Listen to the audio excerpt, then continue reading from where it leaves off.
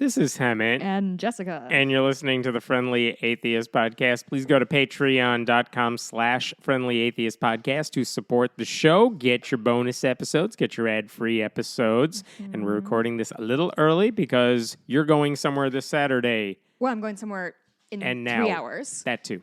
So remember when we talked about how we really appreciate that we get paid for this and that's why we can prioritize this? Yes. I am frantic right now because I need to be packing. So let's slam jam through this. I am leaving it's 12:45. We're leaving at 4:45 p.m. For ultimately to Fargo, North Dakota, because my husband and I are trying to visit all 50 states. I almost said 60 states. All 50 states. So we're driving up to Eau Claire, Wisconsin tonight, and then going over to Fargo by way of Duluth, Minnesota. It's going to be a very pretty drive. I know, we're nuts. But on our way back, we are going to be spending Saturday night. This coming Saturday would be what, the 2nd, 3rd, 4th? Something like that. 6th. Not third. Even close. Not even close. 3rd. We are going, my husband, my dog, and I are going to be at Unleashed Hops and Hounds in Minneapolis. It is a dog park / bar situation. You do need reservations to get in. So you have to do that on their website. If you're bringing a dog, you need to do some stuff. So if that's your plan, do that. And if you're coming, please let us know either on Facebook or email us, friendlythispodcast@gmail.com, just so I kind of roughly know how many people to expect. I'm looking forward to it. I really love hanging out with you guys. Very cool. Okay. And while we're talking about stuff we are going to, I will be in Des Moines, Iowa. Excuse me, you made fun of me for driving to Eau Claire, Wisconsin? You set that up for me. I'll be at the Iowa Secular Summit on Saturday, June 10th. And if you Google Iowa Secular Summit, you can buy your tickets, and hopefully I'll see you there if you're in the area. Where in Iowa did you say? Des Moines. Never been to Des Moines. I've been to most of Iowa. Well, I've been to Iowa City and Dubuque. That was the biggest lie I've ever told. Why would I just lie about being into a lot That's what this podcast is all about. It's just me lying and then correcting myself immediately. There we go. It's such a weird instinct. So let's start with this story My brain today. isn't functioning well. This is going to be a mess. It's okay. Just We're doing listen. Great. You're all good. Just listen, he says. The Washington Post had a story this week that the second it was out, I think it was the most read thing on their website, by a mile, and I saw it getting shared everywhere. And basically, it's by this reporter, Peter Jameson, who is doing a series, I think, on homeschooling because it's been on the rise in the country, partly because of the pandemic, partly because conservative Christians especially have just been on a tear of trashing public schools and trying to push people toward homeschooling. But the people he covered in this case, in this particular story, were conservative Christians who are about as pro-homeschooling their entire life as you can imagine, and they recently made the decision to escape that and send their kids to public school. And his article was about why are they doing this? What made them think, you know what, maybe homeschooling is not a good idea for our kids. Sure. Can I just clarify quickly? So this is a group of people who all homeschool Christian, there are a bunch of Christians, but these are just two people. Just wanted to homeschool. So it wasn't a religious motivation. Okay, so I'm assuming, if I had to wager a guess, and based on the experience I just had with my friends who were homeschooled, I assume they could only find really religious or conservative learning materials in homeschooled programs, and so they didn't want that? Wrong. Oh. Good try. Socialization? Not even close. So, then the people in question are... Because they hate teaching kids? Because teaching is terrible? Not even close. So the people are Christina and Aaron Beal. Basically, these are two people who are... Nope, you don't know them. Christina and Aaron Beal, they're both products of conservative Christian homeschooling. Yes, so I thought irrelevant. They were a queer couple. They're not. Listen, I'm trying to get all of the information I will so I give can you all judge the it information here. So Christina and Aaron Beal, wife and husband here, they're both products of Christian homeschooling. Christina she was homeschooled. She went to Patrick Henry College, which is a very well-known conservative Christian school that ends up sending a lot of people to Capitol Hill to do internships for Republicans. Where is that university? I think Virginia. I could be wrong about that. But she went to this school. Patrick Henry College is founded by a guy named Michael Ferris, whose other side gig is co-founding a group called the Homeschool Legal Defense Association. So this guy that runs Patrick Henry College is also the king of homeschooling for the Christian community. And thereby putting in a lot of people to Capitol Hill. So And it's also a pretty, doing that, seems yeah. like a pretty strong funnel. So you get the idea, conservative Thank you. Christian environment. Her husband, Aaron, is a, quote, self-taught web developer who was also homeschooled when he was growing up. And the reason he met Christina in the first place is because their families belong to the same religious circles. Okay. And in fact, their religious communities were really led by a guy named Gary Cox, who was another homeschooling advocate. So this is all they grew up with. They know Christian homeschooling, not just because they participated in it, but because the people who led the stuff they did weren't just random Christians. These are people who fight for homeschooling with as little government intervention as possible. Okay. The article pointed out that Christina and Aaron grew up believing birth control was evil. Cool. That Christians will eventually win because atheists don't have as many babies, and if they can just produce as many as possible, then we'll just outbreed you and win that way. Loud. Yep, they believe creationism is true. They Their believe life expectancy is shorter, dinosaurs- so it really kind of comes out in the wash, eh? Dinosaurs were on Noah's Ark, they believe. Oh. Yep. They also Unicorns? Yeah, sure. And they also think public schools were raised to believe public schools are indoctrination camps that are run by the government in the part irony to of indoctrination camps. We'll get to that. In part to turn Christians to turn children against Christianity. That's the environment they grew up in. These are people who, once they got married, everyone's just expecting them to have a lot of babies and homeschool all of them, which wouldn't be weird because that's what a lot of quiverful Christian couples do. Yeah. I mean, oh God, have you ever interacted with a narcissist? Like the try kind of to people who avoid. think everything is about them. Like, I feel like this is what Christians are writ large. Like, they think the rest of us are going around trying to get our fingers into Christianity. Like we're the villains coming at them, and it's like, oh, I don't give a shit about. Nobody is talking about you. Yeah. Nobody's thinking about you. We are not doing anything about you. You are being narcissistic. You are finding patterns that simply don't exist. Sure. So the turning point in their lives came when, after child number 4, they kind of began doing some soul searching about all this because their problem is not an ability to homeschool. Christina Biel was more than willing to do it. They weren't worried about the material, even though there are a lot of Christian homeschooling curricula out there that are wildly full of misinformation and horrible. That's not the issue. That's a separate issue. I think if you read through the article, there were really 3 lies that they had to confront that they realized, wait, this one doesn't make any sense anymore. We can't do it. And then the dominoes just started to fall. Okay. So let me break this down, this long article, by the 3 lies they kind of came into contact with.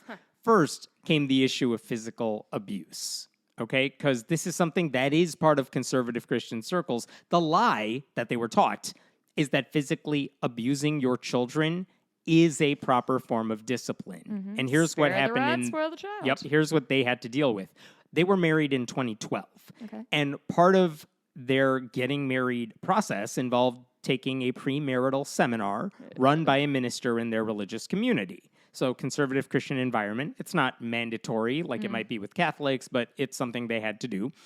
But one of the topics they covered in this seminar is how are you going to discipline your future brood of children? Yeah, because right? you're going to have 40 or 50, Exactly. so you got to keep them in line. And the textbook they basically used for that part of the seminar, not surprising here, Michael and Debbie Pearl's 1994 book, To Train Up a Child. That was 1994? 94, God, yep. doesn't that have real 1950s vibes? Uh-huh. Don't worry. Oh, yeah. Pretty much everything we're going to talk about has 1950s vibes. Sure. So, yeah, they used that book, and the Beals were told, just as the Pearls said in their book, that they should use physical objects to literally hit their kids. And this is what it says in the article. The handout they were given, which is taken from basically what the Pearls wrote in their book, says the use of the rod is for the purpose of breaking the child's will. One way to tell if this has happened is to see if they can look you in the eyes after being disciplined and ask for forgiveness. So that's what the Your book child says. should be asking you for forgiveness Yes, after thank you you, sir. wallop May the I have shit. another? Right. Cool. Yep. And then this is from the article. The Pearls advocate hitting children with tree branches, belts, and other, quote, instruments of love to instill obedience.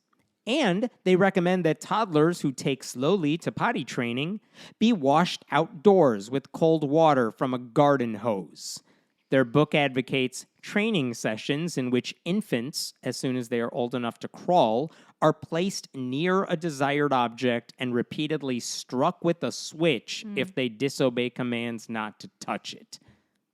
So, you can hit your kid with anything, the book says, tree branches, belts, whatever you got lying around there. What if your kid's learning how to go to the potty? Let me tell you what I did. It involved child going to the potty, and if they did it right, they get an M&M, and we have a little dance-off or something. Like, Put whatever. a sticker on You a give them chart. a reward for doing it right, not a punishment for being an infant or whatever. And then this idea that, if an all stick, infant no carrot. who doesn't have their brain solidified until how old? Like 20-something? If 2 or they 23? Yeah, if they see a pacifier lying 26? nearby and they reach for it, smack them. That's what these people are teaching their kids. That's what they're teaching as the right form of discipline. I just truly do not get it. It is something that I do not think anybody will ever be able to explain to me in a way that I find satisfying, that a person you are charged with raising and you hit that, you physically hurt them. It just does not compute with me. And obviously it's a cycle of abuse, right? Like, my parents quote unquote showed me love by hitting me. I'm going to do the same thing. Like, that's kind of what it comes down to. But it doesn't have to be that way. Again, I know I always use this metaphor, but like, I train horses. They are much bigger than a toddler. And I do not beat my horses because there are better methods of producing a relationship with this animal. The same way you should be pursuing a relationship with your kid, not raising them up to be a soldier in your weird imaginary Christian war.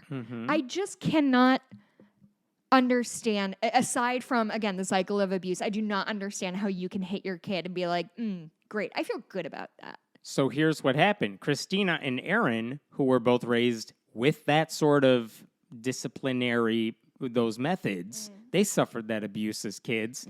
And in Aaron's case, he said he's now reading this on the other side of the fence as the future father, right? Okay. And now he's reading about this, and he's saying the euphemistic ways they talk about discipline, that this is for the love, this is out of love, this is an instrument of love, and now beat your kid with it.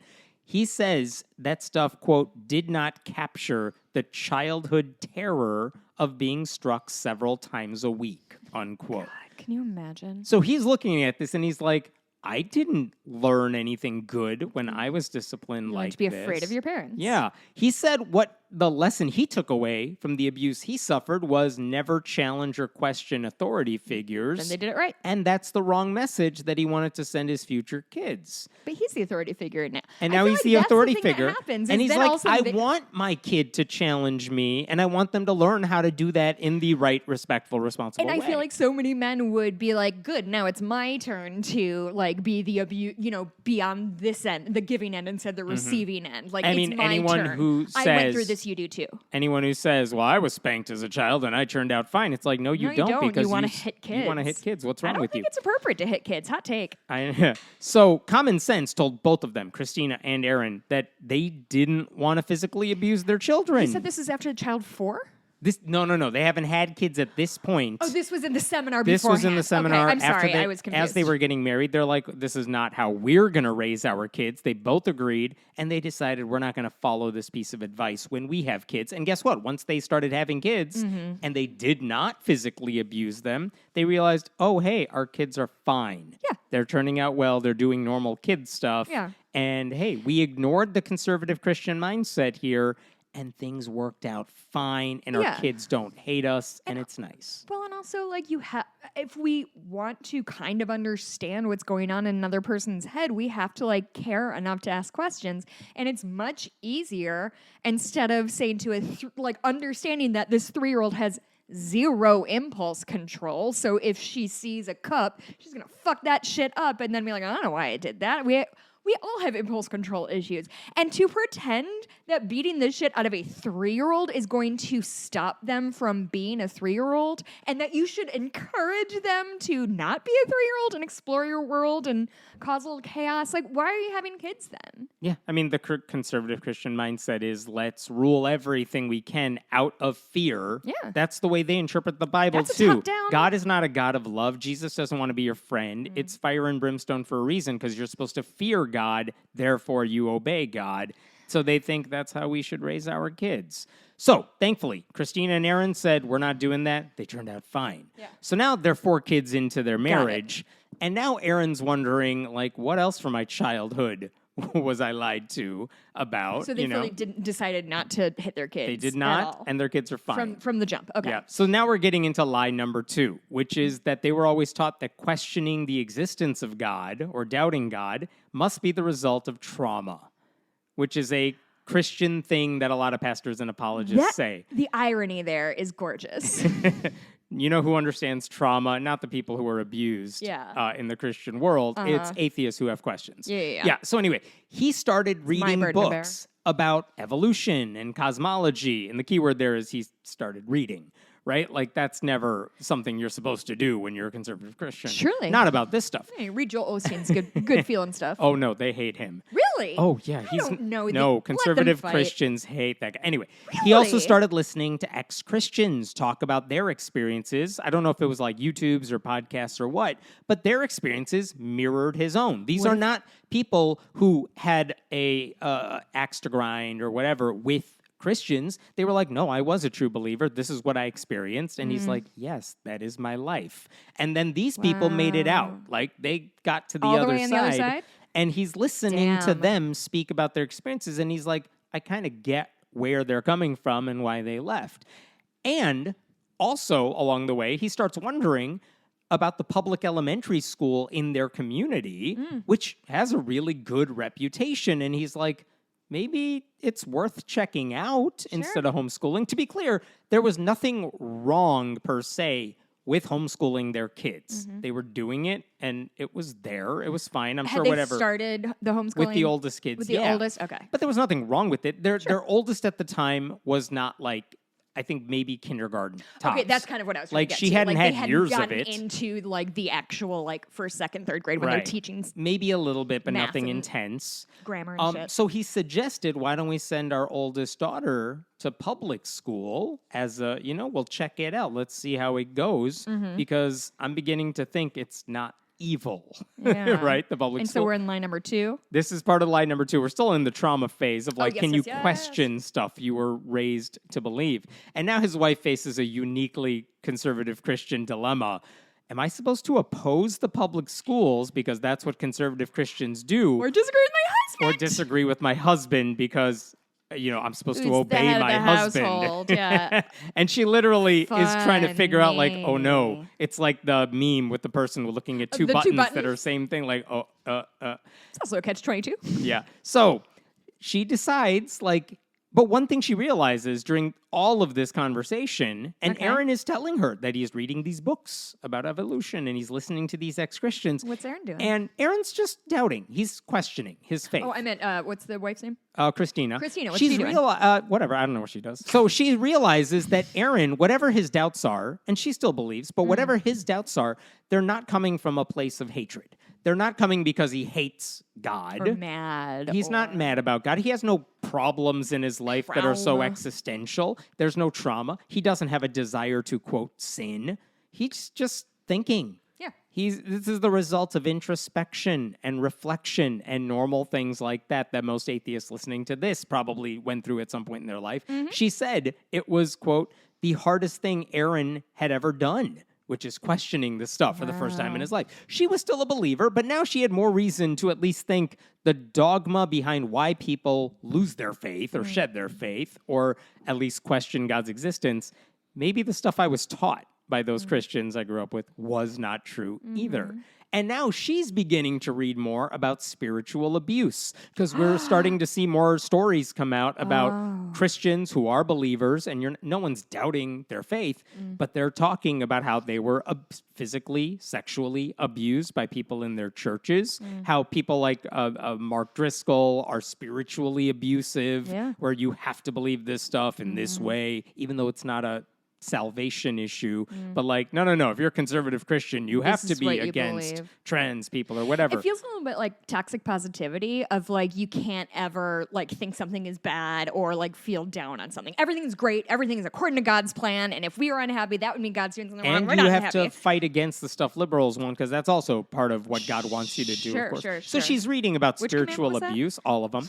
And then she's reading about Christian nationalism, which comes up in 2016, especially with Trump. And she's like, what year are we in right now? Sometime between 2012 and 20 now. Okay. But she's also reading about Christian nationalism, and like that's disturbing to her because it doesn't comport with her idea of what Jesus wanted them to do. And has she seen that in her group, or she's considering it all? She's realizing that the Christian community she grew up with is very much on the side of spiritual abuse and Christian nationalism, even though she's drifting further away from that stuff. She started questioning the fact that her father told her she would be wasting her time if she ever worked outside the house, which she didn't believe anymore. Like, no, I can work and do what I want to do, and I'm not wasting my time, and I'm not depriving my kids of something. So, and it turns out, like, here's the bottom line. She's married to a guy she believes, and is, I'm not doubting it, like, he's a good guy. She believes that. And he's also someone who doesn't fit into that conservative Christian mold anymore. And now that's forcing her to rethink everything she was taught about people outside the bubble, which includes a lot of those families at the public school, because they were not from her kind of Christian background. So maybe they're not as evil either, right? Here's lie number 3 that she had to confront. Public schools are like these anti-Christian bastions of immorality, right? Because this is what they were taught growing up too. So now their oldest daughter, Amy, is starting to attend first grade, and they send her to the public school. They'll give it a shot. Let's see how it goes. They're worried. They're crying when she enters the school. Amy takes like 2 minutes, and she's like, yeah, I'm good here. Like, right. She enters first grade. She fits in. She adjusts really quickly. Her teacher really quickly, once they start getting reports, it takes a while when you're that young for teachers to figure out, like, okay, I have a good sense of what this kid's up to. Teacher loves her. She's doing great. Amy's making new friends. Her reading skills are not just improving. Of course they would improve, but they're quickly improving faster than what it appeared she was doing at home. More importantly, like the Beals, the couple, are realizing that she's not being led astray by like some horde of liberal groomers. She's counting apples, and if I take away too many apples, how many apples do I have? Here's a quote from Aaron. I love this quotation. This is the father. People who think the public schools are indoctrinating don't know what indoctrination is. We were indoctrinated. It's not even comparable. Wow. And the article notes that this couple, like any doubts they had about public school, were, quote, usually silenced by their wonder and gratitude at the breadth of their children's education. Christina even began volunteering in the classroom, which means she is seeing firsthand what they are doing in the classroom. She's like, oh, there's no like Satan worshiping. We're not pole dancing here. Like, no, we're just counting apples. Like, this seems fine.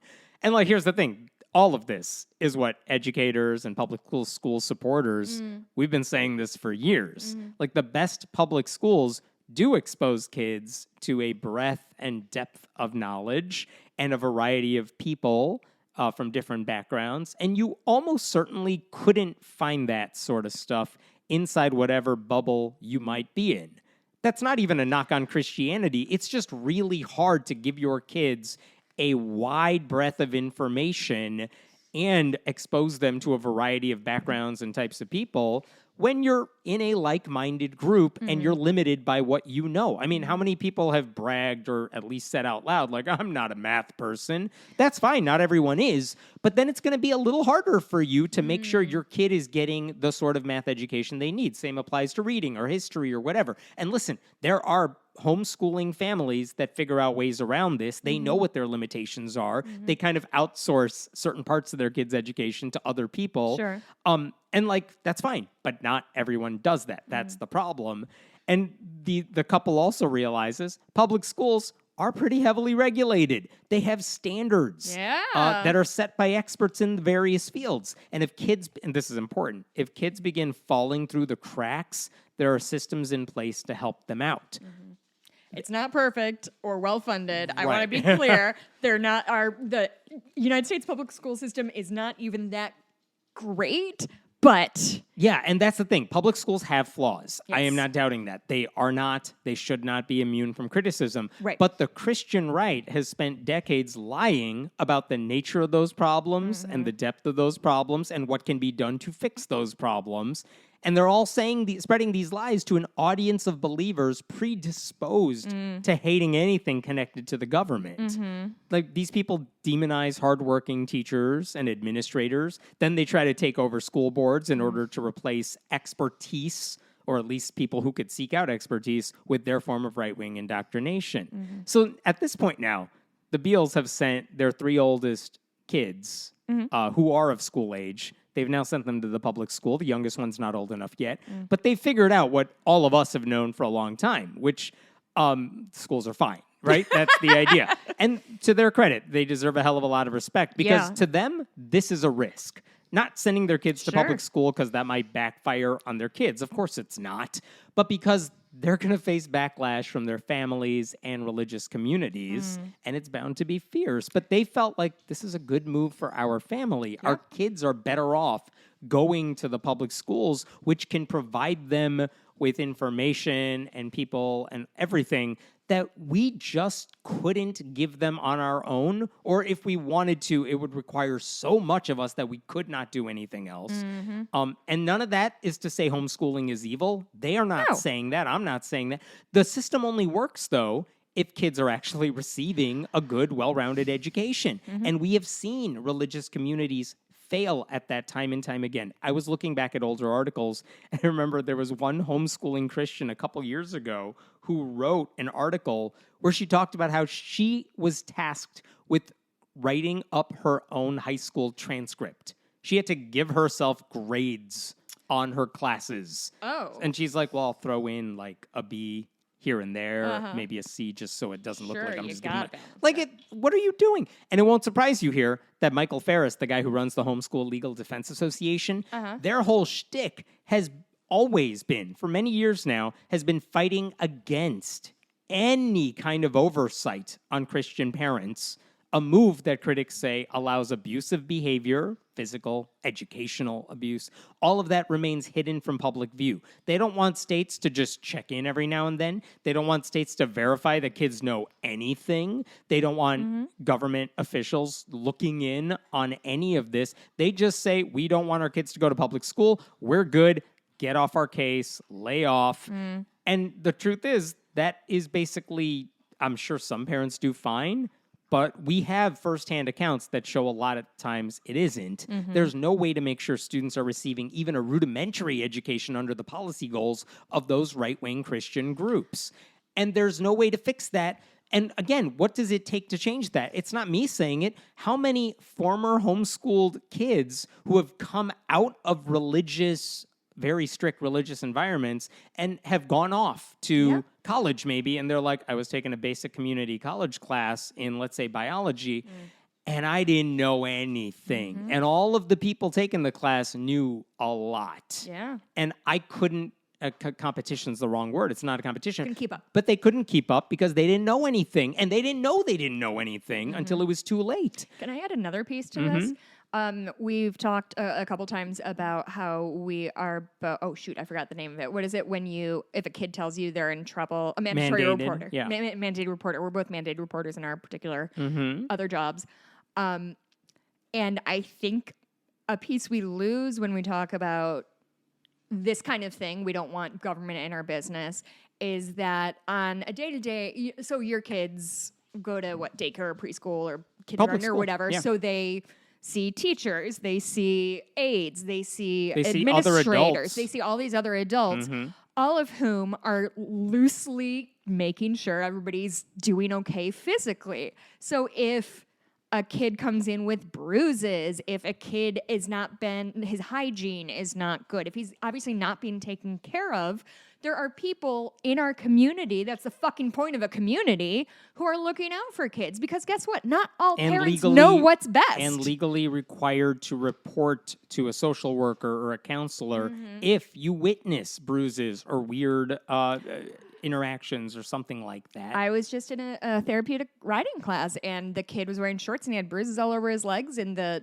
therapist was just sort of like, hey, you have a lot of just sort of inquiring, and it was fine. But this is part of what it is to live in a society with competent adults who care about your children, is that maybe they can flag that, or maybe they will notice something that the parents don't see.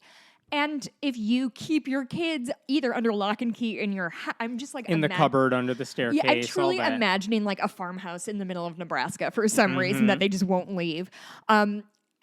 Nobody is there to make sure those kids are okay. And we know that the vast majority of abuse happens by somebody kids love and trust and are related to usually. So... it is a danger. This couple now realizes that, these people are looking out for our kids, and they're not evil, and we're not evil, and there's nothing wrong with it. It's not pro or anti-homeschooling. It's just public schools are fine, and maybe we were wrong when we were taught that homeschooling is the only viable option. I should say, in 2021, American Atheist released a statement. This is, a year into the pandemic. More people are homeschooling because public schools are trying to handle COVID and all that stuff. And there was this huge rise in homeschooling. It's still continuing today. In 2021, American Atheist said their fear was a lack of state-level laws protecting homeschooled children from child abuse and educational neglect. Hey, that's the thing I just said. And one of the things they pointed out is that only 12 states require instructors, like homeschooling included, to have any qualifications. Only 9 states required a student progress evaluation. Wow. 9? Yeah, out only of 50 9 states. Or 60 if you are right earlier. And then 13 states allowed religious exemptions to homeschooling rekurelements. That's the one time he listens to me is when I misspeak. Exactly. So, there's not enough oversight, and the Beals are realizing this, and, kudos to them for sending their kids to the public schools. That is incredibly impressive and brave, and the fact that they're talking about it publicly is genuinely, I'm blown away. That's so impressive. The headline of the article, these Christian homeschoolers were taught that public schools are evil. Then they enrolled their kids. Bing bong. Right. So, just a fantastic article. If you need a free link to read it, I'll post that in the article in the show notes and stuff like that. Really, really interesting to see. And with that, let me go to a story about a dead nun, because I've spent way too much time thinking about this. Okay. This week in Missouri. Speaking of a book I read. Yeah, right? The Birth of Venus. In Missouri, hundreds, if not thousands, of Catholics descended upon the town of Gower, Missouri, Gower, to catch a glimpse of a dead nun's corpse. Yes, a miracle, supposedly. Have you heard? I saw a lot of, I've not been online much, but I saw a lot of headlines of all these people are going to Nowheresville to see a miracle. To see a miracle, yes. Very excited. I'm going to tell you about this miracle, and then you're going to be like, that ain't a miracle, and then we'll all agree. Yes. Is it a dead person who's still dead? She is still dead. The story is weirder than that. Here's who we're talking about. Let's get this out of the way. Her name is Sister Wilhelmina Lancaster. Her claim to fame is that when she was 70, she founded a Catholic group called the Benedictine Sisters of Mary, Queen of the Apostles. Also a kick-ass band name. That was when she was 70. She died in 2019 when she was 95. So she lived a good long life. Sure. She also founded this order of Catholic nuns. The order still exists today. She lived through like 18 wars. Right? And so here's the thing. If you know anything about dead bodies, they are often embalmed to prevent them from decaying. So what happens, there's a dead body, the funeral's in 2 weeks. What do you do with the corpse, right? Because you might want to have an open casket funeral. So the people who handle that sort of a thing, they embalm it. And what does that mean? They're going to take care of it. They're going to make sure it's... what's the word I'm looking for? I'm so sorry. You trying to explain embalming is so funny. Yes. They literally just drain all of the fluid out of the person and replace it with embalming fluid. Yes. To prevent basically rotting from the inside. They preserve the body. I could have listened to you try to explain embalming for the rest of my life. I will do that in the bonus episode. They touch the skin. They clean the skin, and then the embalming on top. The embalm on top. Thank you. So they normally do that for dead bodies. They did not do that when Lancaster died. So that's point one to take note of. They did not embalm her. Okay. She also was placed in a coffin that we apparently later found out had a small crack in it, which just creates an opening for like moisture and dirt. All of this is to say everyone thought like, well, she's been dead for 4 years. This body is decayed. Her corpse is rotting. But also, does it matter? Because it's underground, and who is going to go look at it, right? Why are we checking why on are the we state checking? of her corpse? Right. It shouldn't matter. She's dead, right? How long ago?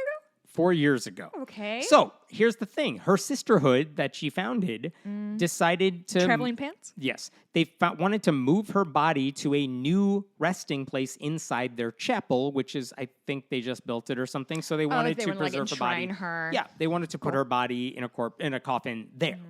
But so you could walk over her for all of eternity, just like she wanted. Yeah, I don't know what they were going to do exactly. Like, were they just going to leave the coffin in a place of presence so we could pray over it, or what? They do it in like Westminster Abbey. They have people like fucking entombed all over the place. It's very creepy. So this is the thing, and they do this for founders of Catholic orders. So it's not even that weird. There, like, there's not corpses under our feet. Jesus.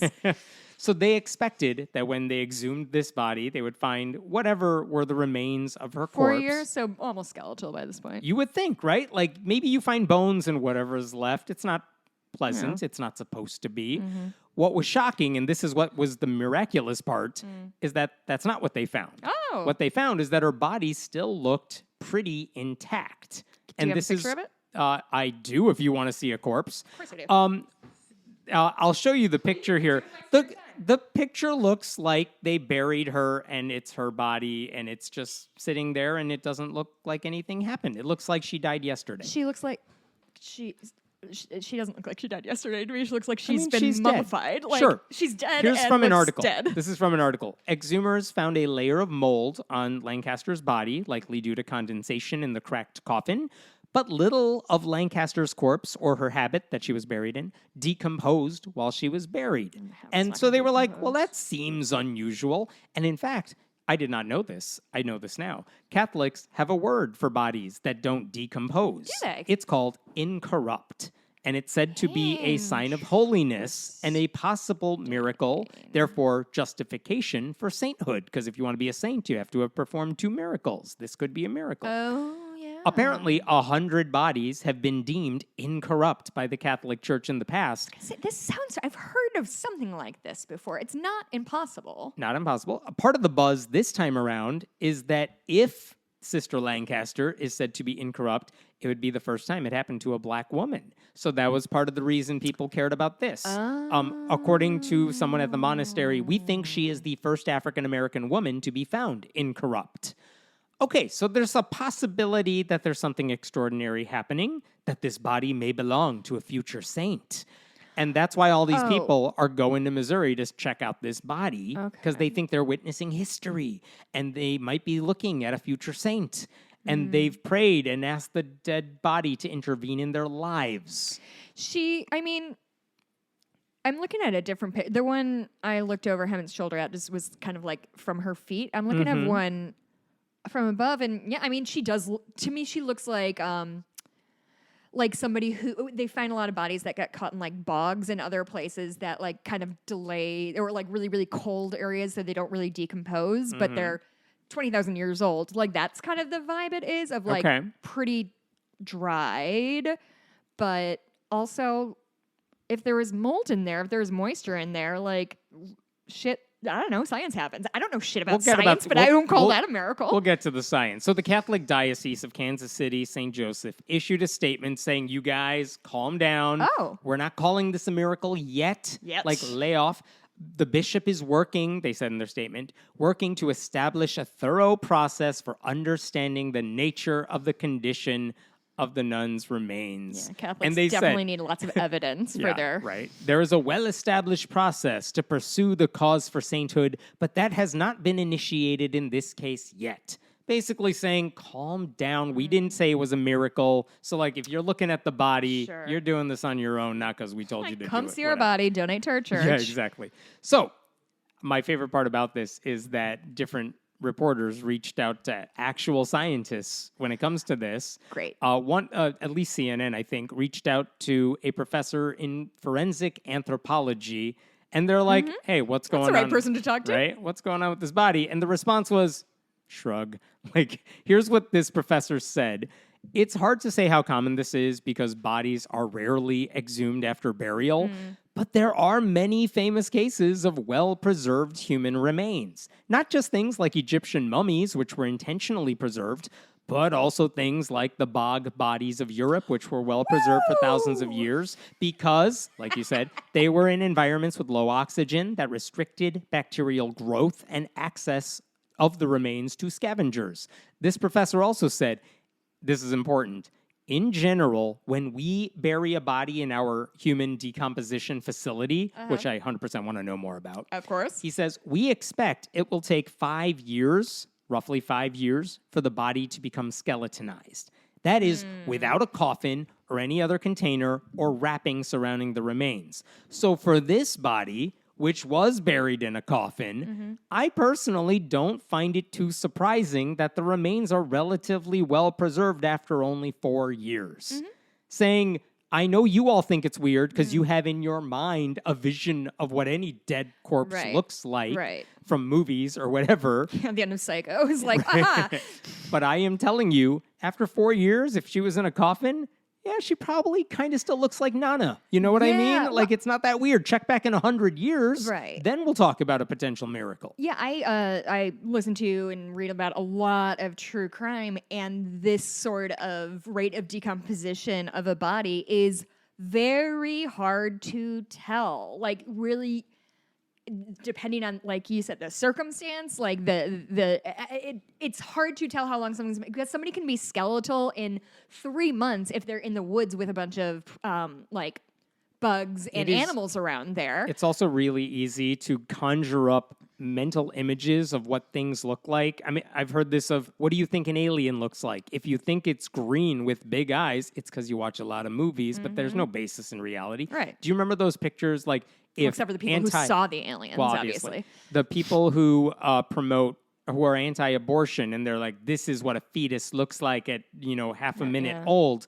And they show you a picture, and it's basically a human baby, but shrunk. And it's like, that's not what and then when you see an actual scientific picture of what it looks like, it's like, that's bacteria in a lab on a petri dish somewhere. And it's like, because no one knows what it looks like, because we're not used to seeing what a fetus looks like in the womb at 2 weeks old or whatever it is. Same thing with dead bodies. We're not used to seeing a wide array of what decomposing bodies look like 4 years after being buried. You don't have a good sense of what that should look like and what something weird looks like, because we don't look at those things.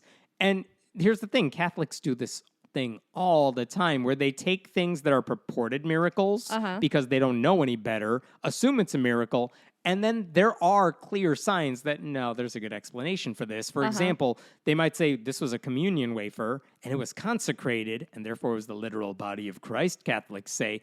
And then, we dropped it and then we put it in like a cup for preservation, and then the cup turned red. Red? And it must be the devil's blood cover. of Jesus. Oh. And it's like, buddy, that's just what happens when a wafer mixes with this liquid. There's nothing weird about that. Or they might see a Virgin Mary statue in the church, and it looks like it's shedding real tears. And then scientists analyze the liquid, and they're like, no, we know where that liquid is coming from. Oh, yeah, I interviewed all this stuff. What's his face? It doesn't matter. There you go. Thank you. There were a lot of quotations with some of the Catholics who were visiting the dead nun's corpse to pray over it. One person called it an incredibly rare opportunity to see the hand of God at work. Another person... I thought that was babies. Yeah, that too. Everything's the hand of God at work, right? Yeah, another person said, I feel like people are like, wow, We need this right now. That's why she drove 5 hours to witness the corpse. I'm about to drive 5 hours to Eau Claire, Wisconsin. To see a dead corpse? I mean, I don't know that there's not a dead corpse that I will see in Eau Claire, Wisconsin. There you go. And here's the thing. Like, I'm not even upset with any of the people going to visit the corpse because, like, they want hope. Sure, whatever. Of course, they're going to assume the you. outlandish. Yes, it's illogical. Yes, it's unscientific. Yeah, it's the same thing with horoscope people. You just want to believe, so you'll believe bullshit. I mean, fine, whatever. They're not hurting anybody. They're just, if you're spreading it, now I have a problem with you. But whatever. If you just need hope, okay, fine. Yeah. I do have a lot of anger for the Catholic leaders who refuse to set them straight and who always seem to lean into the possibility that this might be a miracle. Oh, we don't know for sure yet, but like the other miracles that we said were miracles that are not miracles, that stuff's legit. Totally. This one, we still got to do our research, and then we're going to call it a miracle because of course they are. Of course it is a miracle. They're never going to release a statement saying, we looked into this, and you know what, you guys? This one's not special. Sorry, she can go back in the ground. I have a very important question. What is the process of verifying a miracle? What does that look like? We've talked about it on this show Have when it came to Mother Teresa and they had to verify 2 miracles. And the thing is, it's always the dumbest shit. It's nothing that would pass scientific muster. It's just we found a couple of people who said it was a miracle and they have letters after their name, so it's a miracle. Their scientific research is about what you would see in Roswell, New Mexico. It's like, I know some of you think it's supernatural, and we're not here to tell you it's not, but we'll just put it out there and you do with it what you will. And honestly, if you look at the numbers... aliens crash here, but wouldn't it be cool if they did? Her body may be one of the only thing drawing people to a Catholic church these days, so of course they're not going to wreck with the business model at this point. All press is good press? I cannot believe that's a story. That is wild. All right, there's a story I saw this week that involves all of my favorite things, which is politics and a horrible pastor and Survivor. And it all crossed paths, and it's glorious. Oh, God. Okay, I'm going to tell you the backstory here. Pastor John Raymond is the name you got to know. This guy has spent decades in the church as a church leader in Louisiana. Two first names. John Raymond. He's the head of a place called Lakeside Christian School. And just over a year ago, not decades ago, just over 1 year ago, John Raymond was arrested. Why? Because apparently there were 3 kids in this private Christian school who were talking in class, and so they were sent to the principal's office to be reprimanded. And what did this guy do as the head of the school? He literally taped their mouths shut and wrapped the tape over their heads to make sure their mouths were shut. And the kids were apparently stuck in that with the tape over their mouths for 45 minutes, according to police later. Oh, my God. Yeah, and other administrators at the school are like, we feel very awkward about what's happening here. And they're the ones who cut the tape off of the kids' mouths. So they would have been there longer. They might have been there longer. The police later said the students complained that they had trouble breathing while their mouths were taped. What? And that when they when they took off the tape, it was painful, because of course it was. Was this duct tape? It doesn't matter. I don't know. I was looking for that. I don't know why the type of tape really matters to me right now. I thought it was duct tape when I heard it, because that would tape. definitely hurt. I'll tell you the answer is no, it's not. But good. The police said also that they presented their evidence to a judge later, and a few hours later, John Raymond turned himself into the police, and he was booked into the local jail for 3 counts of cruelty to juveniles, child cruelty. What's the third count, I wonder? 3 kids. Oh, that's 3. it. I thought there was only 2 kids. No, there were 3. And here's his defense in court. 1, I gave them the option of using transparent Scotch tape, as if that makes everything better. Opposed to whatever the hell he used. Masking tape, right? I don't know. He also offered to call their parents and suspend the kids, but the kids didn't want me to call the parents. It's really their fault. It's so funny because kids have famously good decision-making skills. And then he said, I asked the kids if they were in pain and could breathe, and they told me they could. That was his defense. What is I have a new theory that the greatest danger to our world right now is petty tyrants. It's not like the fucking Mitch McConnells of the world. It is these motherfuckers who get the tiniest grip of power and completely come unhinged. And I genuinely believe that this is a prominent problem in America right now. I have a book coming out later this year. I can't wait to share it. And then And then this guy also said he could not believe that in the media, in the courts, like he was being treated as the bad guy. He said he stands by it. Yeah, these students were given a choice between suspension and corporal punishment and temporary tape, is what he said. And later he said, no student was ever treated with cruelty or harmed in any way. I can't stop thinking about accidentally like tearing off some of your lip skin and how much that hurts. Like if you, This guy, he did claim the tape was never wrapped around their heads. The police said otherwise after talking to the kids. He also said it was often under 10 minutes. That is not what the police said either after discussing it with the kids.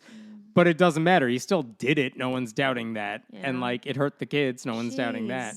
Anyway, that's part one of the story. What? Part two, it gets worse. Part two of the story. Just months after that, that incident, he was arrested again. Guess why?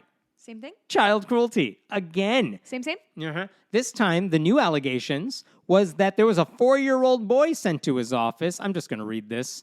The police said the new allegations include John Raymond holding a 4-year-old boy upside down by his ankles and, quote, whipping his buttocks, and in a separate incident, covering the same child's mouth and nose with his hand to stop a tantrum. In a press release, police said witnesses reported Raymond's actions prevented the child from breathing to the point of him going limp. The witness, a staff member, said the child was, quote, out of it and lethargic and, quote, unable to stand. Oh, my God. Fourth count of child cruelty now. So now, John Raymond now takes a voluntary leave of absence.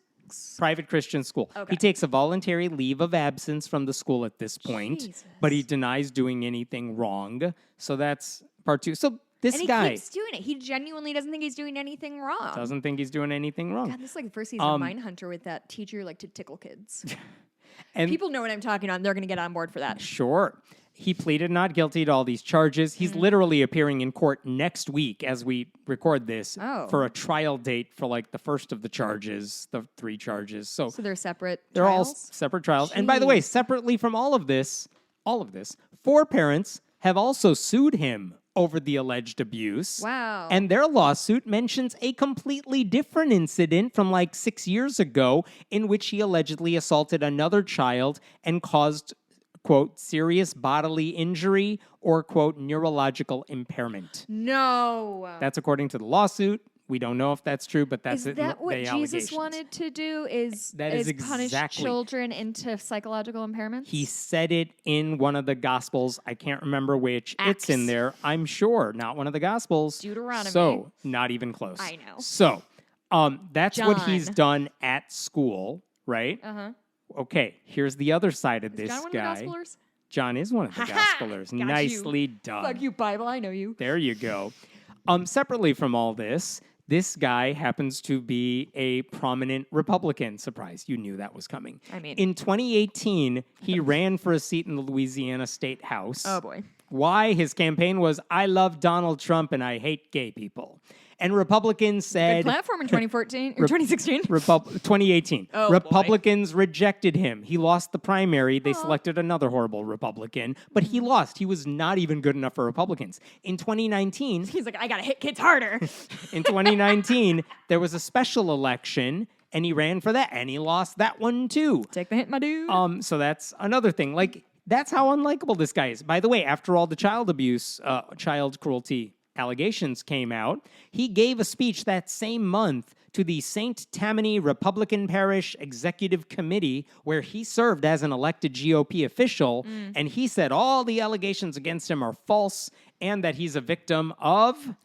cancel culture. That is correct.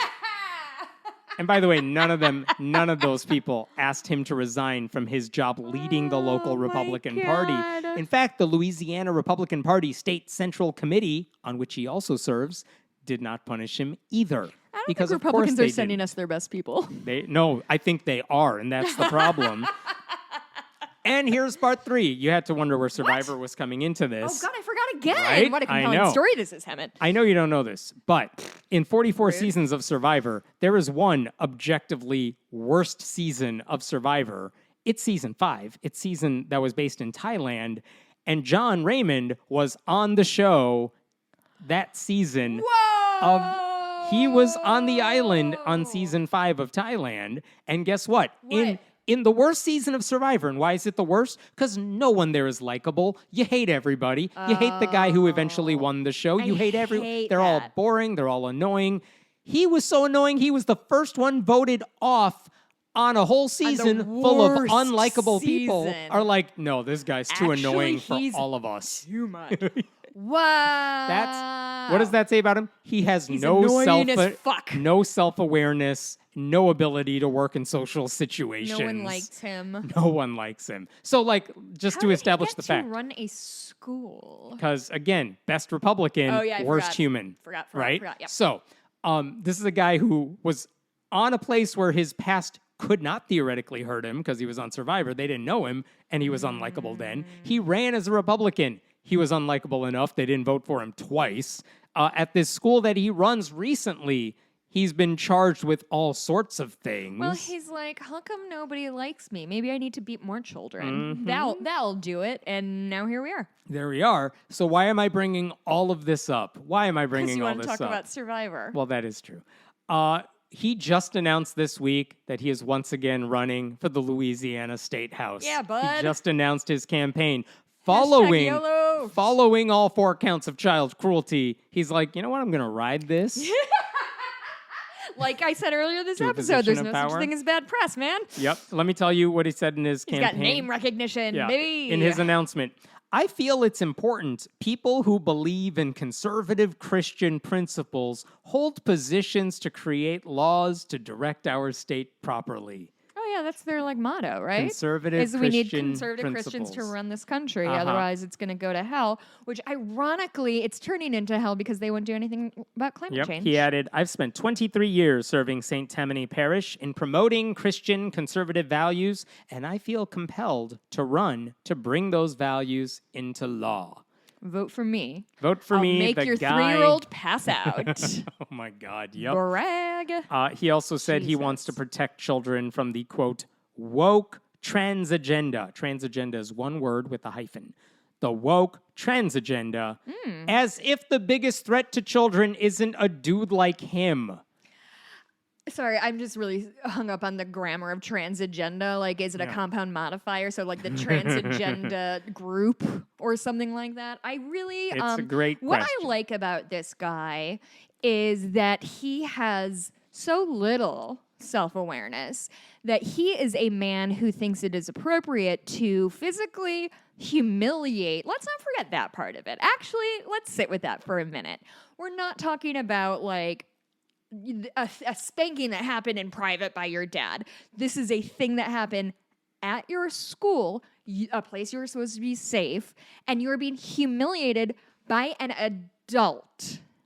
What do you do with that? Like, as a 12-year-old, I was embarrassed of everything. And I just cannot imagine bouncing back from a teacher fully head of the school. Me. Yep.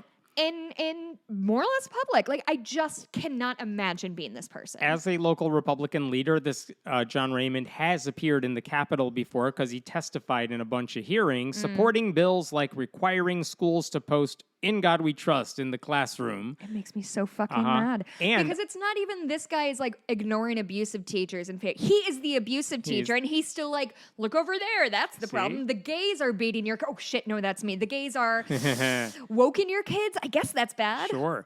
He also fought to allow historical Bible courses to be taught in public schools and in favor of anti-trans, anti-gay restrictions. I still think that there should be some kind of Bible class taught by a competent adult because sure, I do think that it is a literary That's piece. Never what these people want. I've said this before. I read part of the Bible for my lit class in college. Like, it is literature, right? It's literature. It could be taught as literature, but not the way these people want to do it. I should say, why is he even running? Book of rules. He's running for a seat in a Louisiana district, District 104, which is reliably red, and it's currently represented by a Republican who cannot run again because of term limits. That's why he's jumping in, because the person who could probably beat him is no longer there. Which is to say, it's possible another awful Republican could beat him in a primary, but he's the first one to jump into the race. So I don't know if he'll have any opponents. But the fact that someone like him could theoretically win, because he could, because he is a prominent Republican, and they don't care about hurting kids. Is this a 2024 election, or is it this year? This is, I think, later this year in Louisiana. I think maybe they do odd-year elections. I do not understand how but elections work. The unearned confidence Truly, of a conservative Christian pastor who thinks he's on a moral crusade when he's the enemy everyone else needs to look out for. He'll just dismiss every allegation as a hoax. He will label all of his critics anti-Christian, and all of that's going to be red meat for white evangelicals who ignore all the charges and just focus on, you're against woke, I'm for you. I was genuinely just about to ask whether or not he was white, because I assumed he was, but then I thought, Jess, you shouldn't make assums. Not all abusive monsters are white men. He is. Yep. Just add that to the list. Just add it. Listen, not all men. Certainly that one. Yep. I'm still looking for the not ones. That was the season of Survivor where the winner was a softcore adult movie star. Oh, good for her. And him. Oh, yeah, it was great. It was scandalous. And it really wasn't. No one cares. But it was just a bad season. Anyway, let's talk about the Catholic Church really quickly, because I saw this remarkable story. This is a Bay Area affiliate of NBC News. They published this story because here's what they learned. We know the church is abusive. Yeah, we know the Catholic Church has harbored abusive priests and everything like that.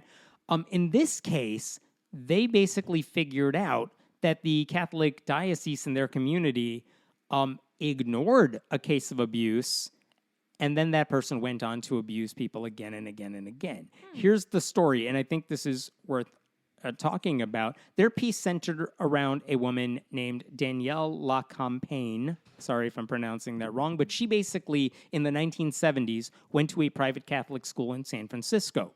She told the Catholic leaders at that school at the time that she was I'm sorry, I shouldn't say at the time, but when she attended in the 70s, she said she was abused by Father Daniel Carter at the school she attended. Okay. The story was Carter came over to her family's house for dinner. She was 8 at the time. It was time for her to go to bed, so she went to go say goodnight to the priest who was visiting their home as the guest. And I'm going to quote this. Sorry, you can forward like 10 seconds. Can I? You can. You can just look away. I was wearing my pajamas, and he took his hand, and he put it up my pajama shirt and felt my chest area. And then he took his hand and put it down my pajama pants and felt my bottom area and vagina area. So this happened when she was 8. In 2002... What the fuck is wrong with people? In 2002, this woman, Danielle, starts reading about what's happening, the Boston Globe spotlight stories about the Catholic Church. She learns about the sex scandal. She realizes, wait a minute, I'm not alone here. Other people were also abused, just like I was abused. And that guy, the priest who did this, never faced any repercussions for what he did. She knew he was still working for the church. Oh, he was still working at the time? Yeah. Wow. It's now 2002. It's 3 decades later. So she finally now, at this point, 2002, reports him to the Archdiocese of San Francisco and relives all that trauma. And by the way, she also filed a police report. She also filed a lawsuit. But she did report this guy to the Archdiocese. She worked as a social worker at this point. Her job is protecting kids. So she did everything she knew how to do as a social worker to now take care of herself, right? And the thing is, the priest was, Father Carter, he was temporarily placed on leave while the claim was investigated. The lawsuit she filed was settled out of court. There was no admission of guilt. And the church later said that we reviewed the allegations, but we believe they are, quote, unfounded. So the priest was allowed to come back to work. Because the priest said no. Right, pretty much. No. And that's here's his the thing. defense. No. At that point, the church isn't going to take action. The lawsuit doesn't go anywhere. At least it's settled, so there's not much she could do on that measure. So this is the first act of a vigilante movie. Well, and the police, I don't think they could do anything at this point because statute of limitations. It's really hard to do anything. But here's the thing. In 2019, if you recall, the California legislature said, in response to all the Catholic abuse, we're going to open a 3-year window for adults to file lawsuits relating to child sexual abuse if, in the past, you were locked out from doing so because of statutes of limitations. Right. Well, guess what? She's already filed her lawsuit. She can't do it again, so she's out of the running here. But the lawsuit said, I should mention, that bill said people as old as 40 could file sexual abuse cases that affected them when they were kids. And if you are older than 40, you can file similar lawsuits up to 5 years after you discovered that the psychological injury or illness was caused by sexual assault, since it's not always obvious at the time. Long story short, that 3-year window gave a lot of people who may have now, later in life, come to grips with the fact that they were victims. And an opportunity to like face it and deal with it. So that window went from January 1st, 2020 to December 31st, 2022. The window is now closed. Like, we now know how many people filed lawsuits and like what came of that window. And according to NBC, more than 1,500 lawsuits were filed against Catholic institutions in Northern California alone. Northern California California. Just that part. God. And guess what? 6 of those lawsuits they reported this week came from other victims of Carter who said they were abused around the same time Danielle was. This is from their article. Sweet girl. They accused the longtime priest in separate lawsuits of sexually abusing them as children at different moments in his career between the 1970s and 2000.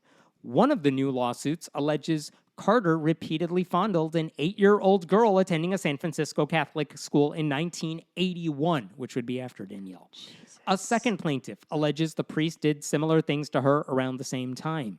The abuse described in those cases, closely mirrors Danielle's own account. So, obviously, her lawsuit would not have changed what those other victims say happened to them, but the fact is, she's now backed up by empirical evidence. Yeah. She reported him in 2002, and the church said, there's nothing to see here. So how long has he been working since? He was still working as recently as a couple years ago in the church. And like, here's the thing.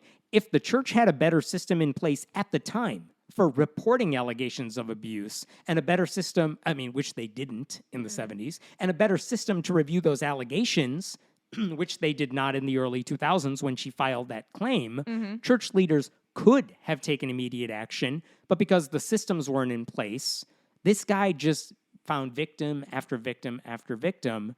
And I don't know whether the church dismissed her concerns because of incompetence on their end or malice, but they let this Father Carter roam free from church to church, and he always had access to children. An attorney for 2 of the new victims say all of this should cause people to question how seriously the Catholic Church takes sexual abuse and why their internal review process is a sham. He said, this is an institution that has shown us time and time again that it cannot be trusted to self-police itself. Yep. And that is the point. The pile of bodies just grows when you don't take action. And by the way, it took a secular government run by Democrats to show the moral courage that Catholic Church leaders never had by passing a bill putting power back in the hands of these alleged victims. Oh, God. It's just... It just feels so big sometimes and so out of control.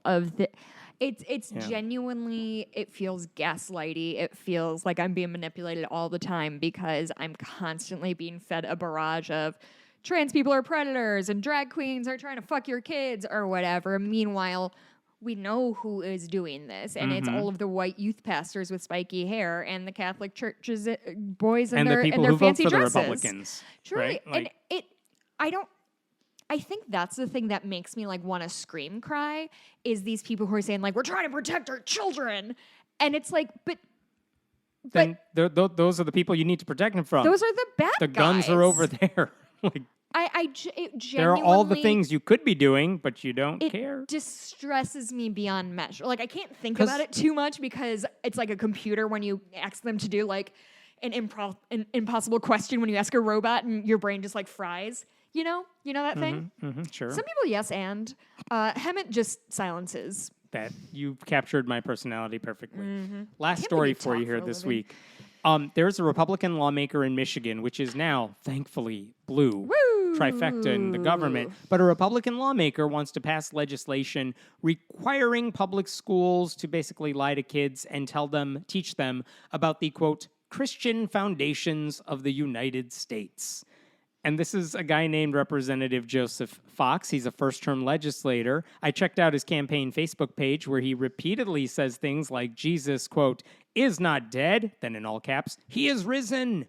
And he says Jesus defeated death, sin, and Satan, which is weird because these people all say Satan is causing a bunch of things, so he didn't defeat him. He's a busy boy. He is busy. His campaign website boasts that this guy, Joseph Fox, was a Christian school administrator and teacher for 25 years, and that he has been a pastor and missionary. And these are all said in the sense that this is why you should vote for me to write your laws. I don't really understand that. I looked up. Some people think those are good things. Yeah. I looked up his legislative accomplishments. It's easy to see on the Michigan website. And what are his, quote, accomplishments? He's filed one bill to hurt trans kids. Finally. He also passed a resolution declaring the first week of April, Easter, as Holy Week in the state of Michigan. That's all he's done so far in the legislature. It's like fucking what's-his-face goes to Mr. Smith goes to Washington. This guy gets into power and he's like, I'm going to change things for good. I'm going to fuck up some trans kids' lives and I'm going to declare a meaningless bullshit holiday that nobody's going to really know about. Yep. I am doing good. Let me see if I can ruin history, too. Right. So this is what this bill does. This is House Bill 4672. The relevant part of it says basically public schools must do it. In each U.S. history and civics course that your school offers, the Christian foundations of the United States basically must be taught. Does he have a particular book that he... Oh, I'll get there. This teaching must include, but is not limited to, information concerning how the Pilgrims emigrated because of persecution and how that influenced the ideals and fundamentals behind early communities, and how, as these communities were formed, the communities cultivated democratic forms of government and Christian ethics simultaneously for the prosperity and safety of the Commonwealth. So Christian ethics, just so I can clear, I can be clear, 1776 Christian ethics were slavery is cool. Native Americans should probably be murdered pretty fast. And those we don't murder, we're going to make into little clones of ourselves and then still separate them so they never feel like they fit in anywhere. Are those kind of the main... You hit the nail. Women can't vote or own property or have a checking account for almost 200 years You're after this. You're thinking of Indiana. No, that was the United States of America. Oh. We couldn't get checking accounts till the 70s, motherfuckers. So, Christian ethics... Do people know that? Do people know that women could not get checking accounts until the fucking 1970s? People should be more mad about that. I'll work on that for the next episode. So... This guy, to answer your question, what textbook does he recommend? He doesn't. He just says teach Christian ethics. What Christian ethics? He doesn't say. What Christian foundations does he want these schools to talk about? He doesn't say.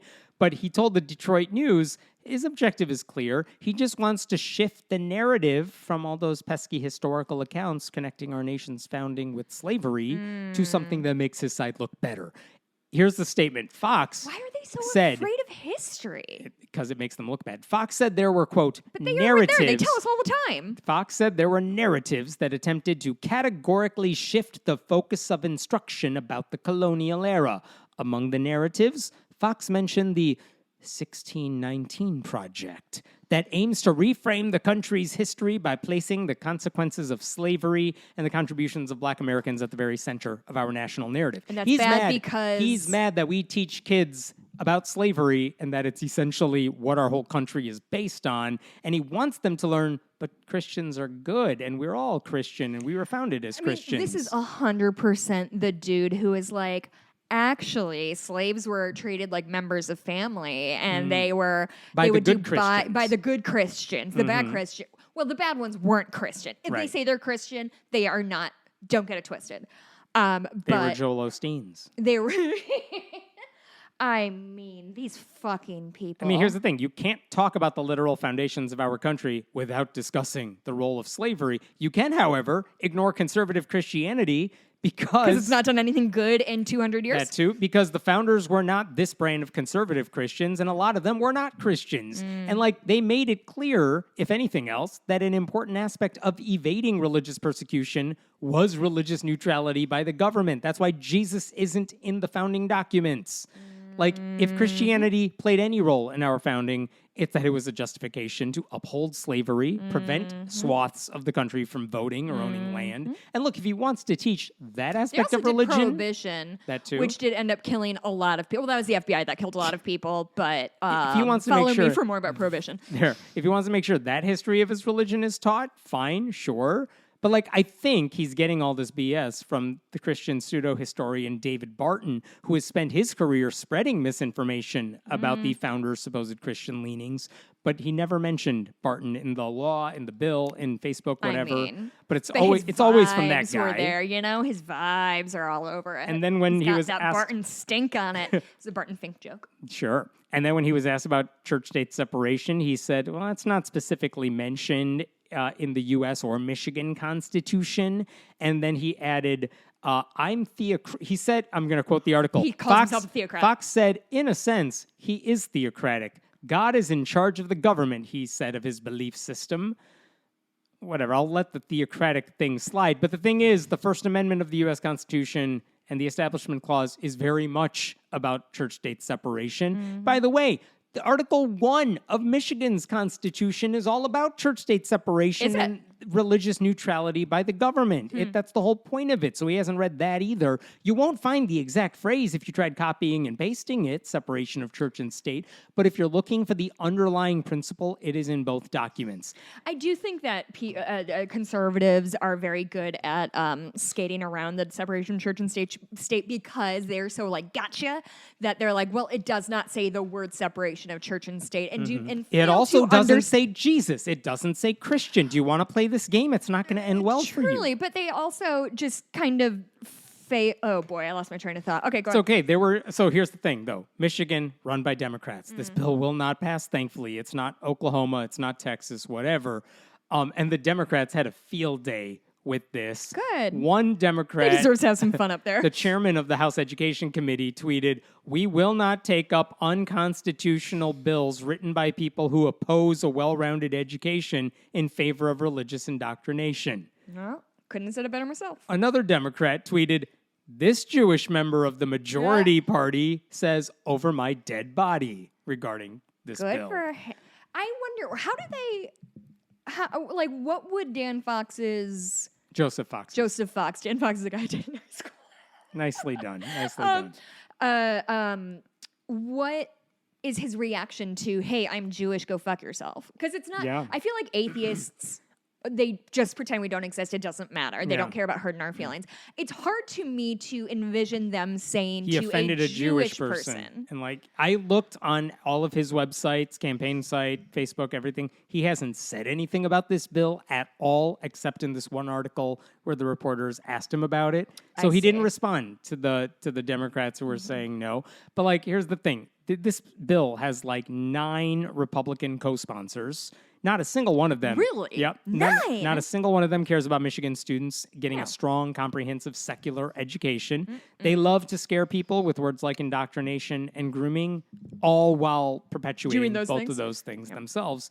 Because if it's done in the name of Jesus, they'll let anything slide. So the good news, this bill is not going to pass, but that doesn't mean you should ignore the fact that Republicans would try to get this done if you vote for them. They just thankfully don't have enough power in Michigan. So yay. And with that... Oh, is that it? That is it. Oh boy, I have to pack. Have fun. Yeah, we can do it like a quick... You can find me at Hemet Meta on whatever's left of Twitter. You could support this show by going to patreon.com/friendlyatheistpodcast. Email us, friendlyatheistpodcast@gmail.com. Oh, yeah, sorry about, I guess the commercials have been really loud lately. We're working with... Yeah, we're trying to figure that out. And also, I know the first time we uploaded last week's episode, there was an audio glitch. We fixed it. Hopefully, you heard the corrected version in time. We're doing our best. We're doing what we can, just two idiots trying to do a thing. Where do we find you? You can find me on Twitter at Jess Blumke.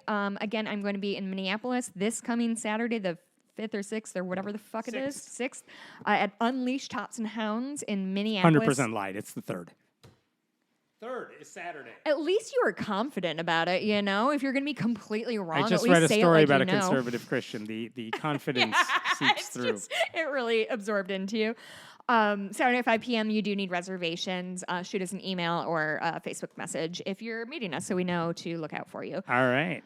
We're going to do a quick bonus episode. Fast. We're going to talk about the show The Ultimatum. Okay. And we will see you all next week. Have a good one. Bye.